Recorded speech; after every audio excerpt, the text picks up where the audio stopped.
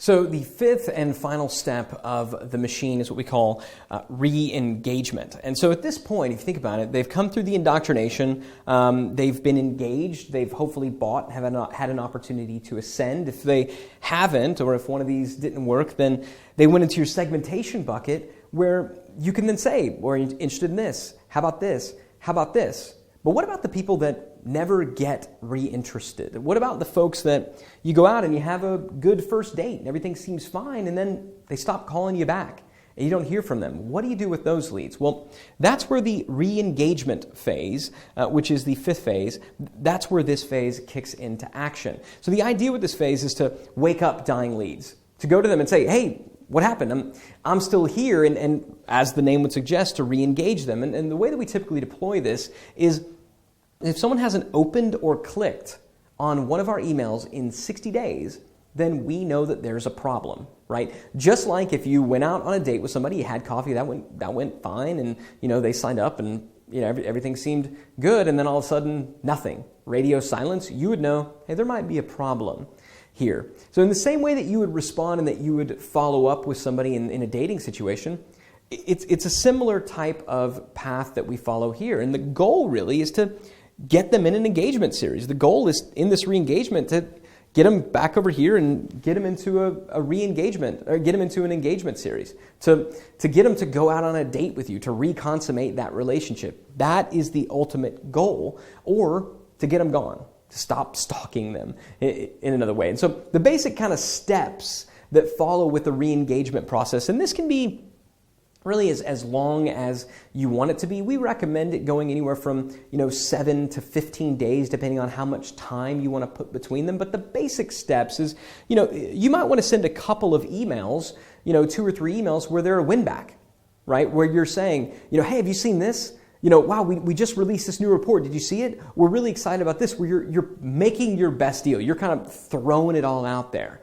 So going back to the dating analogy, you might go to them and say, hey, I had such a great time the other night. I just got tickets to this concert. I know you're a fan of the band. Would you like to go? You're kind of appealing and putting, maybe you wouldn't ordinarily buy tickets to a concert for someone on spec, but you really want to make this relationship work. So you're sending them flowers and gifts and things like that to try to win them back, to try to get them to remember, oh yeah, I did really like that person. Okay? So that's the first part. The first part assumes that you can win them back with flowers and gifts. And so that's what you do. When somebody, 60 days have gone by, no opens, no clicks, that's the time to say, to really give them your best, to start making some ridiculous offers just to get them to engage, just to get them to open and to click again. All right? So maybe you do a couple of days at that. You take a couple of tries at a couple of different gifts that you can send out. If that doesn't work, then it's time to move on to step 2, which is to ask them, hey, are you okay? Just like you would do. Again, going back to dating, you might text someone and say, hey, I haven't heard from you in a while. Just want to make sure you're okay. You do the same type of thing there. So you might send an email or two that's along the lines of, is everything all right? Hey, we noticed that you subscribed not too long ago, but, recently you haven't been opening or really clicking on any of our emails. And so I just want to make sure, are these getting through? Are you okay? Is everything all right? Are you still interested in this? If you're not, that's okay. You can feel free to unsubscribe. If you are interested, though, you ought to go and check out this thing that we have over here because it's really great. And then send them maybe some of the gifts that you had over here, just starting with having a little bit of a new starter. The next step is to kind of go somewhat passive-aggressive, like, hey, did I do something wrong? Did we do something to offend you? Again, think about it. If you're communicating with someone that you went out, you got their phone number, maybe you had coffee or dinner, right? You had every reason to believe that they were interested because they gave you their contact information and permission to follow up. So, you start off doing the flowers and gifts and asking them, hey, are you okay? And then finally it's, hey, did we do something wrong? And that actually is a subject line that we'll use at this point. Did we do something wrong? So we ask them, hey, it's me again. And these emails, the tone is very much like that. It's very personal. It's very direct. It's, hey, it's me again. I just wanted to reach out. You haven't really taken advantage of any of the offers that I sent you over the last few days. And, it's been a while since you've really engaged with anything. I just want to find out, did we do something wrong? Did we do something to upset you? Has something changed? Tell me. We love the feedback. And that might be a great time to send them over to a survey, to ask them, what do you want? What are your things? Something like that to re-engage. Obviously, if the flowers and gifts aren't working, then just saying, what do we do wrong? How can we change it? How can we do better? So that's kind of step 3. So you might send an email or 2 along those lines. Each one of these steps might be an email or 2 with maybe a day or 2 between, each one of them.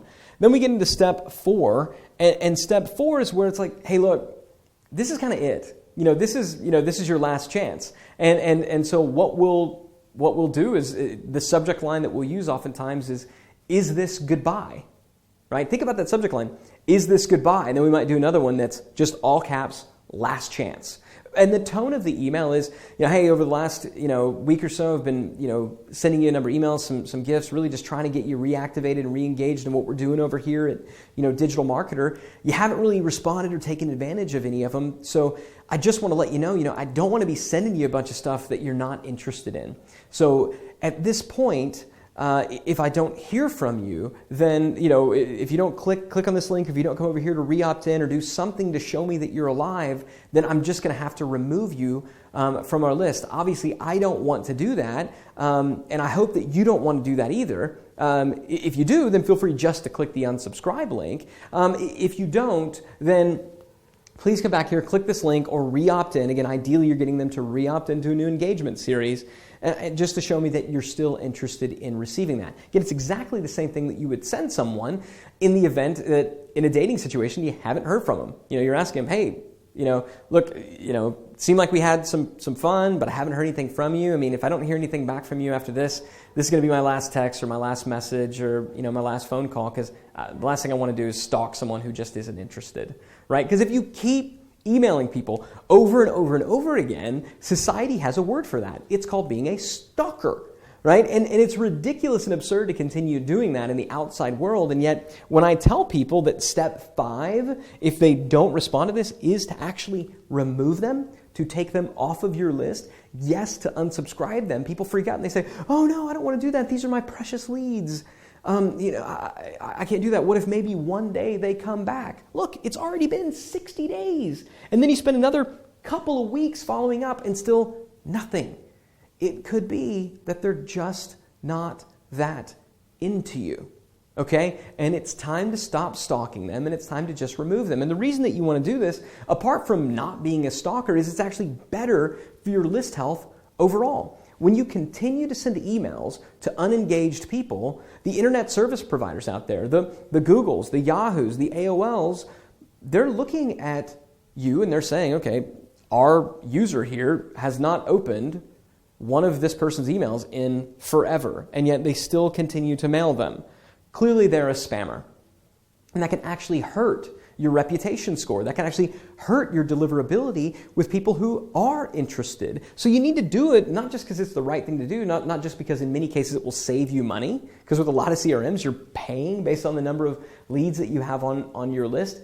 You want to do it because it will make you more money, because it'll improve your deliverability and you can spend more time talking to the people who do still want to hear from you. Now, if the idea of just deleting them outright doesn't appeal very much to you, then at a minimum what I would do is I would remove them from your primary mailing list and I would put them on a secondary mailing list, right? Whether you set up your own mail server or use another solution, you've got to get them off of your primary mailing list. And if you do want to move them over, then you can continue basically with the win-back process, continue mailing them, sending them gifts and flowers and this, trying to get them to re-engage and get back onto your main list. But I'll tell you, every time we've done this, every time we've had a client do it, what they found is that the cost of doing that was never, ever worth the benefit.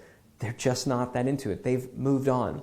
And that's okay, because just like in relationships and just like in the real world, there's a lot of fish in the sea. And if you do all the other stuff that we talked about before, if you're clear on who you are, what you're about, and the value you bring, if you have a clear, coherent statement of value, if you know who your market is, if you have a great lead magnet, if you have a killer tripwire, a great core offer, a compelling profit maximizer, and if you follow up and follow everything else, then the people who are supposed to be with you, the people who are supposed to be engaged, they will be engaged with you and your brands. And the ones that aren't, great. Let them go. Just let them go. So I realize that finishing this discussion, talking about re-engagement and deleting a bunch of leads isn't the funnest way. So you maybe go back and watch segmentation again, because that one was a lot of fun. But this is essential. Doing this is essential. It's essential for list health. It's essential for maintaining high quality scores and reputation scores. And it's essential for deliverability. And frankly, just long term, it's essential to continuing to grow your business and to scale it appropriately. So with that, we will tie a nice little ribbon on the machine. I hope that you got value from this. I hope that it's opened your eyes to how you can execute a winning email strategy. So with that, we'll go ahead and close up this session, and I'll see you in the next video.